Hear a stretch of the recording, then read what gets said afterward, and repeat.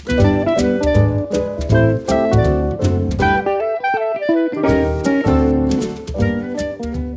and welcome to this episode of Rare Book Chat. So, Jeremy, Yes. I don't know if you know that the New Yorker turned 100 this year. A lot of celebration about it. Saturday Night Live turned 50.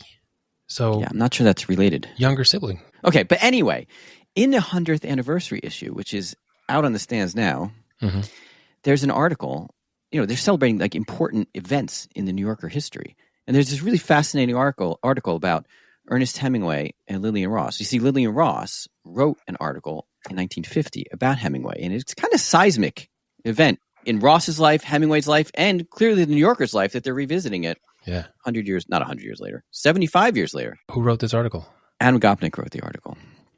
He's good. We'll get to the details, but the critical thing for our moment right now is that Gopnik talks about these letters and cites some letters that Lillian Ross wrote to Ernest Hemingway. And we happen to have here in the studio Sarah Funke Butler, who is the current custodian of these letters. She's read them all. Some 80 letters between Lillian Ross and Ernest Hemingway that are really important, as we will find out. But, you know, why am I talking? Let's introduce her properly. Wait, I want to talk. You can talk. I want to say one thing. In the Gopnik article, it's just a throwaway line, his reference to these letters. So I'm super excited because if you just read the article, you would have no idea that it's such a rich archive. Right, because these letters haven't been studied.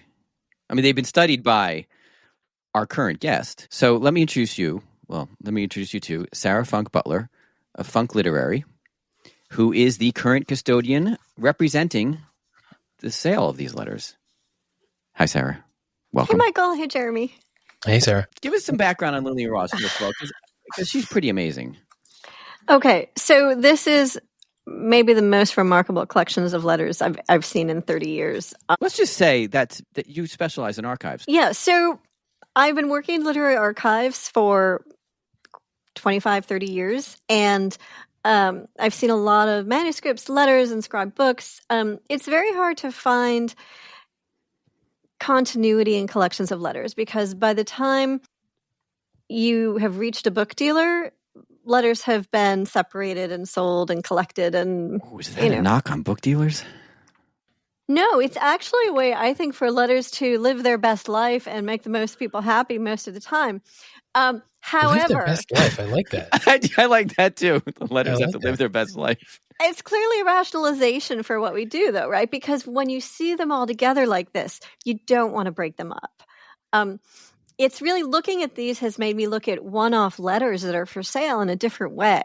Oh, because those one-offs, I think as dealers, there's a tendency to catalog a letter. You want to say everything about it and present the context, but you're not going to get the context of the letter is not just when was that letter written. It's all the letters that came before and the letters that came after. And we don't always have access to those. So here's a case where we have from the moment that Hemingway and Lillian Ross are introduced, we have his letters to her, and they go through their relationship up into his death. So wait, we got to back up a little bit. Okay. So I'm Sarah Funke Butler, Funke Literary, and I work with writers and estates to find happy homes for literary archives and collections of letters and manuscripts and inscribed books.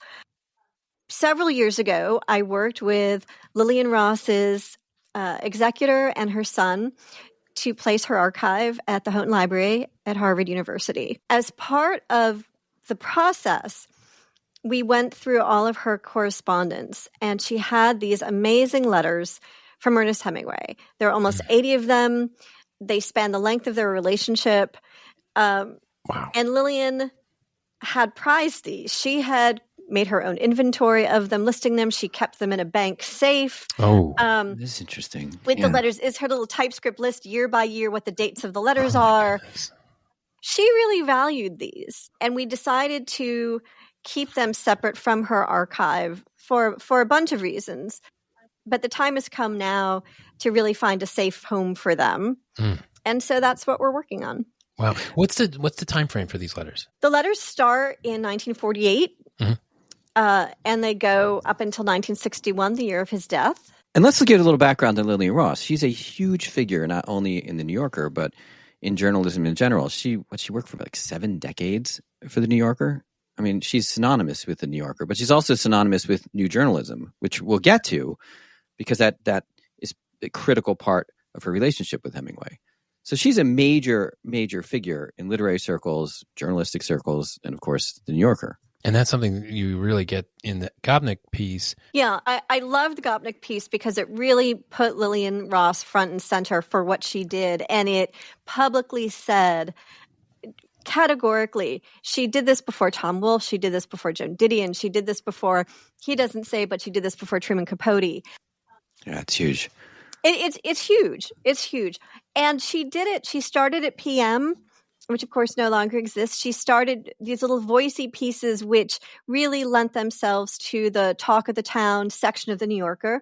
And when she was hired by the New Yorker, she really helped shape and define the voice that became. Those articles were unsigned, but she saved in her archive, of course, all her own contributions. She kept pasted in scrapbooks of, all her own clippings. And we can see which ones were hers. But she really did a lot to create that voice. So let's we've thrown around Truman Capote and this new journalism, but and what exactly is this type of journalism? So what Lillian, I think, initiated was using fictive devices to tell nonfiction stories, to make a nonfiction piece, whether it's journalism or a book, read like a novel. And that's not to say it brought herself into it or brought her opinions into it in an obvious way. It's just to say it used the tools that we usually associate with stories and novels to write what she saw and what she heard. And this piece published in 1950 on Hemingway was that it embodies that. It absolutely embodies that spirit, yes.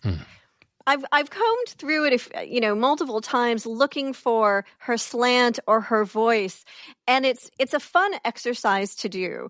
And I think there's only one spot I saw, and it's when he uses the phrase that becomes the title of the piece. How do you like it now, gentlemen? This is a phrase that Hemingway says several times over the course of their visit, and she says he didn't bother to explain it. And so I've kind of focused on that word bother. Like, he didn't bother. Is it, and even there, is she judging him to say he was being arrogant and he didn't explain it, or he just didn't bother because he didn't think he needed to? Or what does that word bother me? I don't know. But I don't see a lot of slant or voice in the language she uses or in the tools she uses. And so then you have to say, if there really was a slant, it would have been what she chose to present. Let's dive into this piece a bit that you just referenced, the How Do You Like It Now, Gentlemen, which is the focus of the Gopnik article. And it came out in the New Yorker on May 13th, 1950. I mean, I hinted that it was seismic for both of them, but you know the origin of it and the background. So fill us in. Okay, so the remarkable thing, by the way, is Capote gets credit for new journalism. His In Cold Blood didn't come out till 1965. Yeah, she beat him by more than a decade with Picture. Well, I'll tell you too why I think that's kind of interesting is that to think of Lillian Ross initiating this major twist in the history of journalism and kind of literature in a way, with a portrait of this gigantic writer. And then it's not a comfortable transition. It's not a comfortable initiation of this new thing. Well, let me just say briefly, because I think that is interesting, and I think it's germane, because the profile of Hemingway was very much a proving ground for her of this style. And then she took this to a year and a half she spent trailing John Huston, making his screen adaptation of The Red Badge of Courage. And she writes these letters back. She goes out to Hollywood. She's thinking about what she's going to do, and she writes these letters back to William Shawn, her editor, who would become her, her life partner, saying, "I think I want to do this thing. I think I know how I can write this book about what's going on, and it's going to read like a novel, but it's not going to be a novel. It's going to be this new kind of thing." And it reminds me of when Virginia Woolf is writing Mrs. Dalloway, and she's inventing a new form for a novel. Yeah. Right. And then there's an analogy between this letter or diary entry, I remember, of Woolf's talking about this new form for a novel, and these letters of Lillian flushing out what this new style of nonfiction writing will be like. Well, and it's so fascinating that Hemingway is her subject, because he did so much to, reinvigorate and reimagine American prose in literature. One of the things I also like about the Gopnik piece is it puts Lillian's book picture in front of an audience that's not just AFI students, right? This is a book that came out. It started as a series of in-depth profiles born of a year and a half following John Huston on the set of this movie he was making of Stephen Crane's Red Badge of Courage. And as that's coming out, Hemingway and his wife Mary are asking Lillian, when can they read the next piece and when can they read the next piece? And they read it as it comes out. And they're sending back so much encouragement, especially Hemingway. Wow. So much encouragement, so much admiration for what she's doing. So this is in the archive. Okay, yeah. So now I've jumped way ahead and we haven't really started talking about the letters. Okay, so let me give a little encapsulation of these letters. Yes. All right. So there are about 80 letters, depending on how you count, somewhere between 78 and 100. There's some Christmas cards. There's a few letters by Mary, his wife. Sometimes she types a letter and Hemingway writes an autograph, paragraph at the bottom. But for the most part, there's, I'd say, 78 honest to goodness, mostly typed 1, 2, 3-page letters by Hemingway to Lillian. These start as research for her on a profile she's writing about the bullfighter Sidney Franklin, who's born in Brooklyn. He's a bullfighter. She goes to Mexico and he says, you know what, if you really want to get this world right, stop by Ketchum, Idaho, meet my friend Hemingway. No one talks about bullfighting better than him. Wow. So she goes and she meets with Hemingway. Well, she hadn't met Hemingway before. She'd not met Hemingway before. They really hit it off. And this initiates this correspondence from him. And he takes this opportunity to share with her these very lengthy, especially the early letters, are very lengthy, detailed, and have a lot of personal autobiographical information because he wants to help her with Sidney's piece. And he talks about his life in bullfighting, with his friendship with Sidney, how he views Sidney in his work. And he really wants to help her make this a great profile. Wow. And he invests a lot into helping her get this piece right. And this leads to her saying, well, how about a profile about you sometime? Right. Wow. And that just gets the ball rolling. So he says, yes, you can do a profile on me? It's kind of as simple as that? It really is as simple as that. So she writes this piece. It's published in the New Yorker. And then what happens? People could not believe what this young woman had done. She was accused of trying to ruin his career. She was accused of specifically trying to keep the Nobel Prize away from him. And it is largely seen as a takedown. And Hemingway doesn't see it that way. Whether he doesn't want to see it that way and is deciding that he can't be taken down by this woman who he's thought was his dear friend with whom he shared so much intimate information, or whether he just thinks he's a literary celebrity and he's Hemingway and he can't be taken down by this. When you are talking about how Hemingway responded to this, you're getting this from the letters. This is not from a biography about Hemingway and his relationship with Lillian Ross. This is from the archive. Lillian Ross does not exist in Ernest Hemingway biography. Wow. If you go to the index of any biography, collection of letters, or what have you, you will find her listed in some but not all of them, and you will find exclusively references to the fact that she wrote this piece. You won't see too big an exploration of it. You definitely won't see an exploration of their relationship because these letters are unknown. Right. You don't write 80 letters to nobody. And actually, right, he calls her dear daughter in them. Like they're really, really close relationship. That's amazing. So this is a major event in Hemingway's career where he could potentially be knocked off path for the Nobel. But it's more than that. We're talking about letters spanning 13 years? 50, yeah, something like 80 letters. So this is a relationship that obviously we have evidence that is central to both of their lives. But if people haven't seen the letters, it can be forgotten. One of the reasons these are so exciting is that it does give the context to this profile, to his participation in it, to his reaction to it, until he dies, really.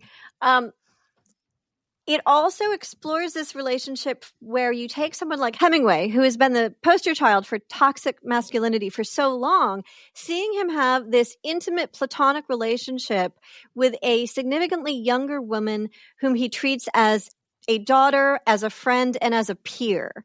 It's very important throughout these letters when he talks about the writing life and how much she'll understand what he talks about when he's writing. He's sharing things that you'd share when you're becoming a friend of someone's and when you're developing this intimate relationship. But when she proposes the piece, he says to her in one letter, "Daughter, I don't know about the piece. I probably couldn't talk good enough to make it worthwhile, but it would be fun to do it if you did it. If you do write the piece, you might tell them straight. What I tell you is straight." So he thinks that what he's feeding her is going to come back in a way that, he finds appealing. They spent a couple of days together. He wasn't able to say goodbye. And he sends her a note just to say, "Hey, sorry I cut out like that. Hope it's okay." But he addresses the work on the piece together. And he says, "You were fine about the piece, never crowding, and I'm a crowder. You can write any goddamn thing you want, except we must avoid libel and hurting people and get the names right." So this is someone who not only, is not anticipating anything bad about him, he also wants to make sure there's not going to be anything bad about anybody else. Right. Before the piece comes out, she sends him proofs. And are they in the archive? They are in the art. So with these letters, so we have With the all these actual letters. proofs that Hemingway read before it came out. Yes, 24 pages of New Yorker galleys we have with the letters. Wow. That she has solicited his feedback and said, what do you think? Let me know if there's anything you want to edit or change. His immediate reaction is very negative. He says, "I'll say nothing about the piece because according to my code, if you change, alter, or correct, then you authorize a piece. I hope I don't talk that way, but if that's how it sounds to you, then you have a perfect right to write it that way. It will teach me to keep my mouth shut anyway, which should be a break for everybody, except perhaps visiting ornithologists and or ichthyologists." That's so big-hearted of him. Yeah, the thing is he sounds kind of peeved. He's also trying to keep a sense of humor. He's not escalating. He's not controlling. He's not controlling. He feels like if he controlled, then whatever was published would have his imprimatur, and he doesn't want that. But he does make some requests and make some changes. When he says, "Do I really talk that way?" Can you give us a feel for what he's referring to?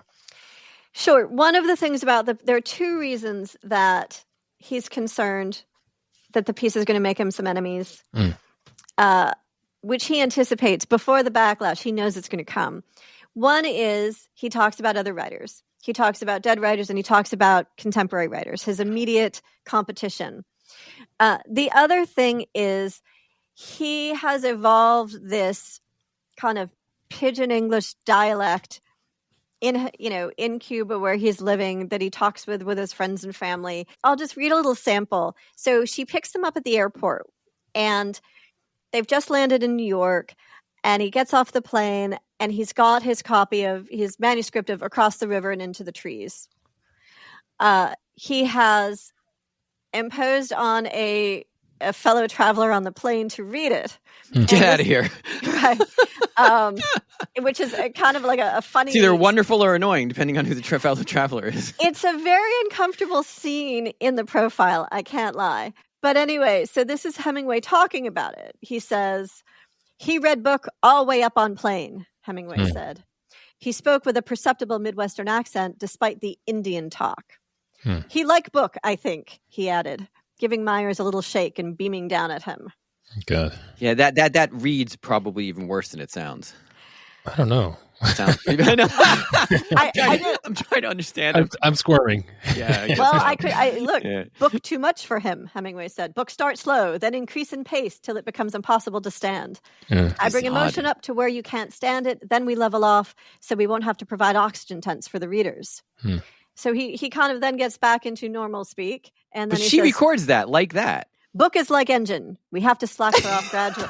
So in a sense, he thinks it maybe is charming because he doesn't keep it up. When he's saying something serious about the book, he goes into normal speaking. And then he kind of goes back into this posturing. I think, maybe he thinks... I wonder if he was surprised she recorded that and wrote it down. Or he's just like, hey, this is me. I don't know. It's interesting. I think it's like he didn't. Look, based on the letters, I've got the letters, so we don't have to suppose. I can tell you what he said, right? He says, I hope I don't talk that way, but if that is how it sounds to you, then you have a perfect right to write it that way. I think he doesn't, it hadn't occurred to him that this jokey way he's talking doesn't look the same on the page right as it does in person. And frankly, I don't know that it occurred to Ross and to her editor, William Shawn. Is that a big feature in the response to the article? The main criticism is how he talks about his peers and how arrogant he sounds. Mm-hmm. But also how kind of goofy is not the word. She talks about his scraggly beard. She talks about wearing this bathrobe that maybe is a little bit too small. He's drinking continuously. He refers to Marlene Dietrich, his dear beloved friend, as the Kraut. He has all of these inside jokey things. And she's kind of painting a picture that I don't think I'm able in 2025, knowing his reputation and knowing his work a bit, am able to see as much of a takedown as it would have seen at the time. But she makes him look dissolute and ungroomed and speaking oddly. And Gopnik makes an interesting and relevant, very compelling point. Is in his piece, he's saying like, well, if you follow anybody around long enough with the camera rolling or your notepad there, you're going to capture some pretty unflattering stuff. And he quotes a number of people saying that at the time. Look, people who knew Hemingway well wrote to Hemingway and said, "Hey, she really got you. This is perfect. This is you. She got it right." Oh, interesting. But people who didn't know him but respected him, I think, took the most offense at it. But so anyway, so he reads the proofs once, and this is his response. I should just keep my mouth shut if that's what I sound like.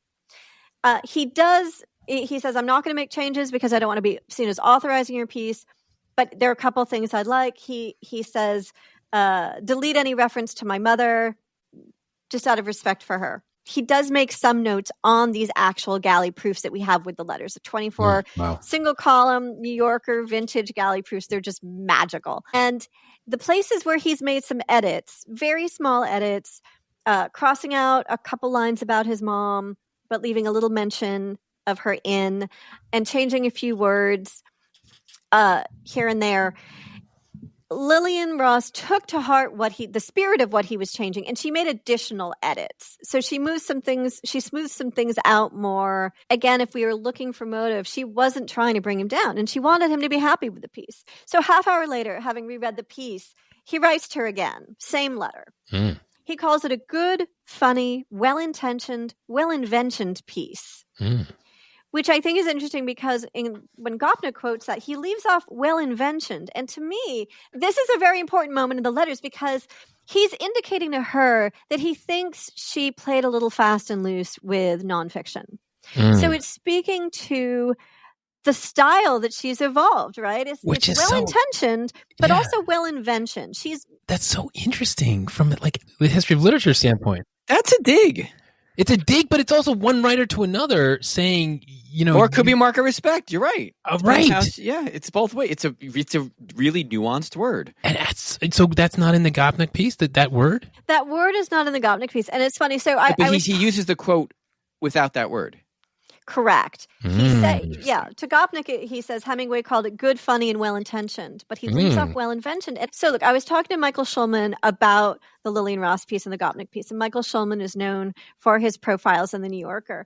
And he referred to the profiles as a bit of a Rorschach test, which I think is right. As soon as he said it, that's why I want to credit him, is that when you look at things like well-inventioned, is he saying, hey, you made some stuff up here, you're getting creative with reality? Or is he saying, hey, you've gotten really smart and clever and you're kind of coming up with this new form? Like she's already creating this fictive techniques in a nonfiction environment. So I feel like it's respectful, and I think it's a really important phrase, well-inventioned. But then this is where he goes on. He says, the piece will make me many, many enemies who will think I'm a conceited son of a bitch who goes around talking like that all the time and has delusions of grandeur.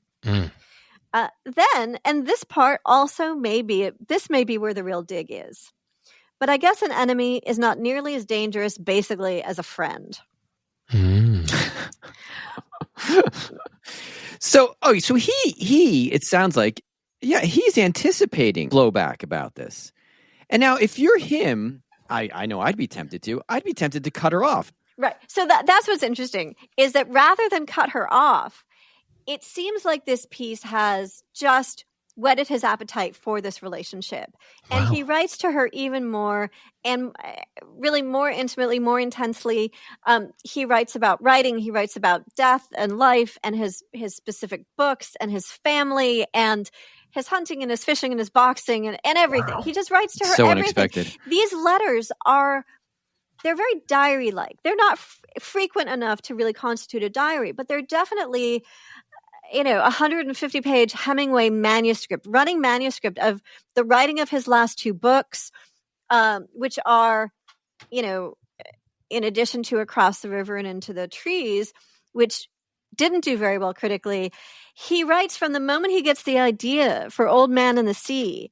He tells her how many pages he's written that day. He tells her about the process. He tells her about the hours he's keeping and the moisture in the paper because of the humidity.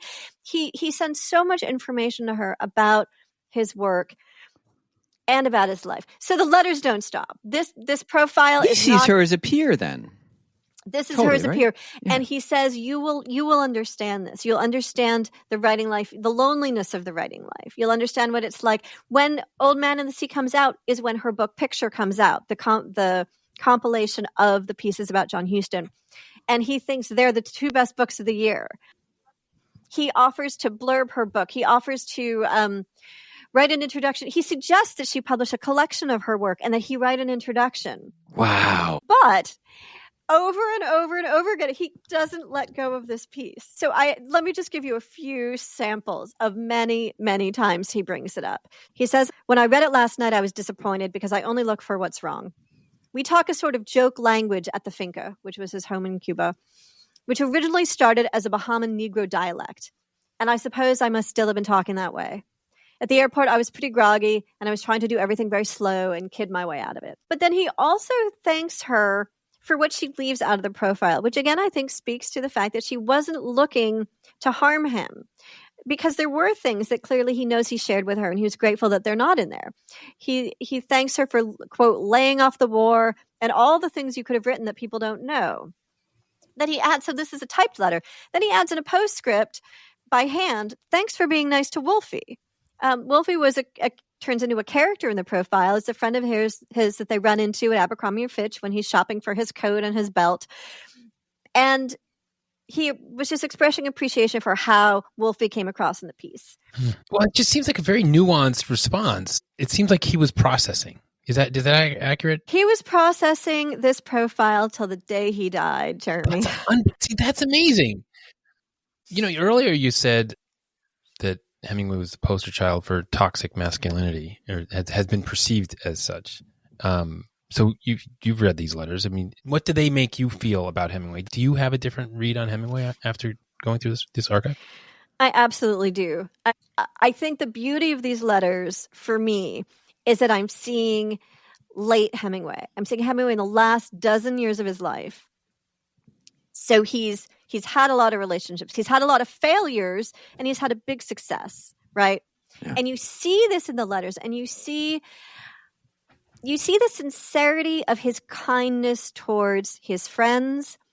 You see the source of some of his anger towards his peers. There's a lot in here about the series of World War II books that were coming out, because this was a generation of literary men who fought in World War II.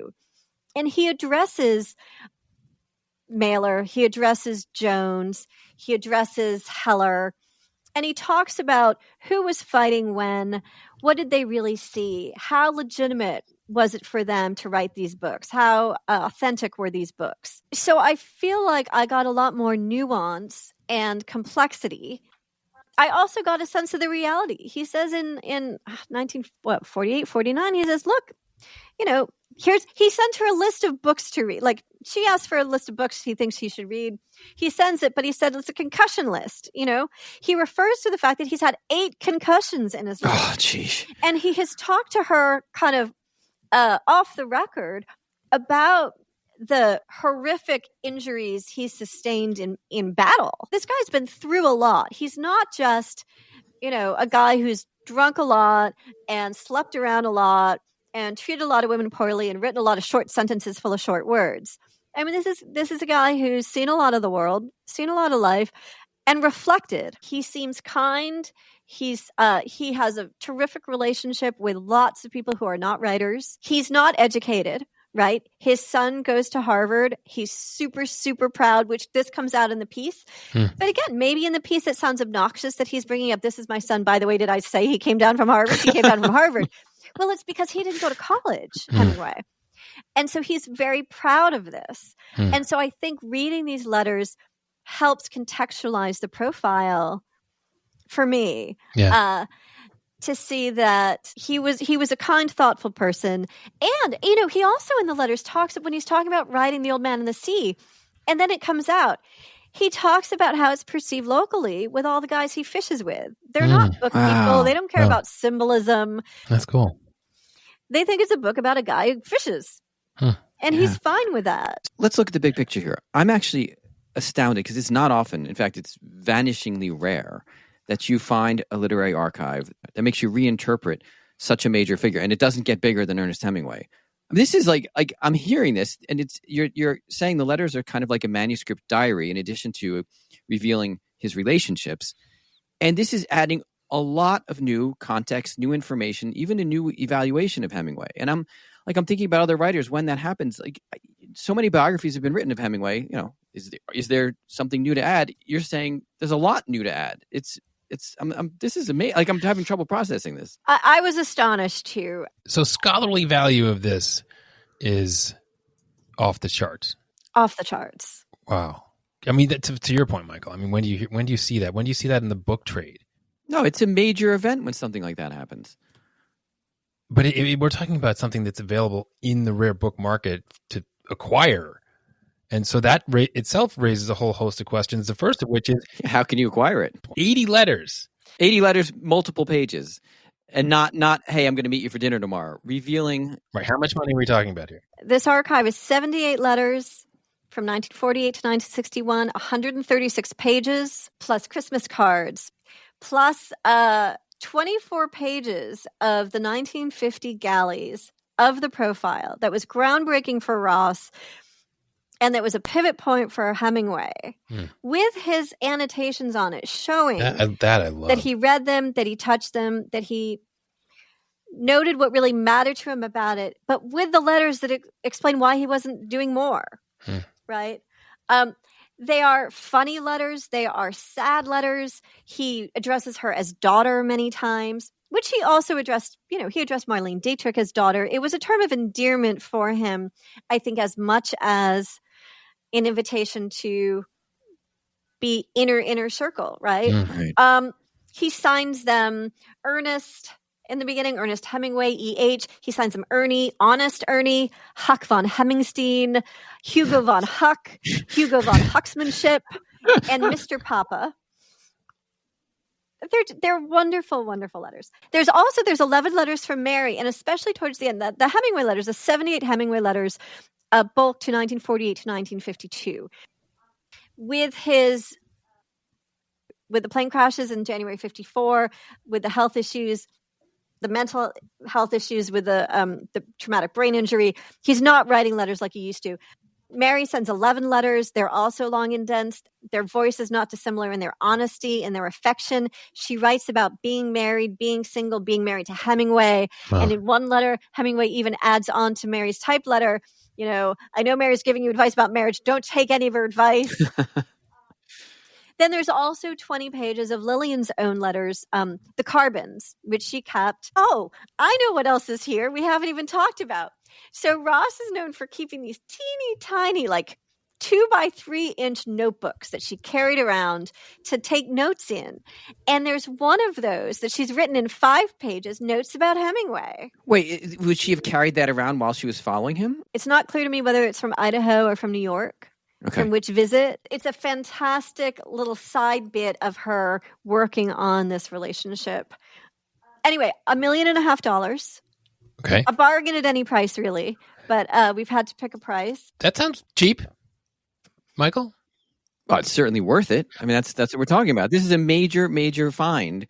A couple of years ago, a Hemingway letter sold for $200,000+. Right. If you start adding them up, you're going to get higher than that. How often do you have manuscript material emerge in the marketplace that it would change the horizon of scholarship on a major figure? And again, it's Ernest Hemingway. It's not somebody minor. Extended over time. Sarah, you alluded to this earlier, but the idea of you're seeing the context of one letter to the next. I think for me, the two, if I had to pick 2 aspects to pull out of all of the stuff he writes about, I would say for me, it's the juxtaposition of the work on and reception of and reaction to Across the River and Into the Trees, and the conception and work on and response to The Old Man and the Sea.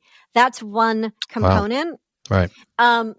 The other component is that guy killed himself. What's he thinking? Here's a time I thought about it and decided against. Here's a circumstance I'm witnessing and thinking, maybe I get it. Here's a culture that wills it. He talks about, an African tribe that seemingly will themselves to die when it's time. There's an evolution of thought and reflection about death that I find really interesting. But of course, the third and maybe the first of all of these is this relationship that has just been completely ignored. It's astonishing to me that nobody bothered to unlock this. There was a 6-hour miniseries on Hemingway a few years ago that Ken Burns during COVID. Lillian Ross is not mentioned. Okay, there's something you just said. So, Across the River and Into the Trees was a dud. And then he follows that up with Old Man and the Sea. And do you see in the letters anything that accounts for why he was able to come back with this this classic work of 20th century literature after such a failure? Like anything interesting relating to that? He's a boxer. I mean, I think this is it's a boxing match, right? He gets he gets knocked down. He gets off the mat and he really just powers through. Seriously? Yeah. You see that? You see that in these letters? I absolutely see that in the letters. There are parts where he says, I'm down. Write to me. He writes so often about what her letters mean to him. Wow. And how he misses her letters, but he hasn't sent her one. He can't get one back if he doesn't send one. He explains lapses in writing by attributing it to his mood, his depression, and says, please don't give up. Please keep writing to me. Wow. It helps. Right. Yeah. He comes back. That makes me think about their relationship, that she knocked him down a peg, and instead of slinking off and resenting her, he got up and wanted more. He wanted a deeper relationship with her. I don't think he thought it was a personal takedown. Yeah. I think he focused on the success of the form she was creating. I really do. I see so much admiration in his letters to her. Okay, so I mentioned Michael Schulman before. So he wrote this piece a couple years ago on Jeremy Strong at the end of Succession. And this was a very in-depth piece about a man that Schulman spent a lot of time with, traveling around Europe, on-set, off-set, kind of living his life and watching his process. And then he writes this piece that is seen as a takedown by Strong's friends. And now there's social media. So the backlash against that piece was immediate on social media, with Jessica Chastain, Aaron Sorkin posting things about this piece. So Schulman writes this piece about Jeremy Strong, had a similar backlash that people thought he was really trying to take down Jeremy Strong. And since then, and this is 3 years ago, I think, Strong has raised it, or it has been raised in every interview, and he's addressed it so many times. And he was in a Dunkin' Donuts commercial at the Super Bowl, kind of playing a caricature of himself as he was, riffing on the. How do I want to say this? He was embracing or exploiting this version of himself that appeared in the New Yorker profile in 2021, 2022. He's now in a Dunkin' Donuts ad during the Super Bowl. And I'm just saying, if that had been an option for Hemingway, maybe we see him drinking some Joe during the Super Bowl for Dunkin' Donuts. And when Netflix makes the film, who's the protagonist? Is it her or him? Oh, it's got to be Ross. Okay. Ross is look, if I could throw it all away and just take a few years and do something, I would write a biography of Lillian Ross. She is an enigmatic and fascinating woman who made everybody fall in love with her. $1.5 million, 80 letters, but you don't have to renovate your house for this. So it's kind of convenient. It is convenient. But that's the thing I always like about letters. They take up so little space. So here, it's like one volume on your shelf, and it turns out to be this trove of material on Hemingway, by Hemingway. The fact that the proofs are there is really meaningful. First, as an object, the market value is very high, but in the context of this story, that show irrefutably he saw it, he was given the opportunity to make some notes, and we see how little he did. I just can't stop thinking about this being a manuscript story, like a Hemingway manuscript. It's reading new Hemingway writing, and it's more honest than a book. I mean, Sarah started by talking about how book dealers take individual letters and make a big deal about them. But the idea of the whole story of a relationship in letters in the original form just blows my mind. How many letters of the, let's say 80, how many are really rich? What percentage would you say? I would say 90%. Really? There are, look, I'd say higher, but you wouldn't believe me. There are really no notes that just say, looking forward to seeing you on Saturday, because it wasn't that kind of relationship. I mean, this was an epistolary relationship across many miles. So these are for real. So if then someone's interested in acquiring these letters, how do they do that? So they can find me at funkliterary.com and shoot me an email. Cool. Sarah, thank you. Thank you so much, Sarah. Thanks for having me. This has been fantastic.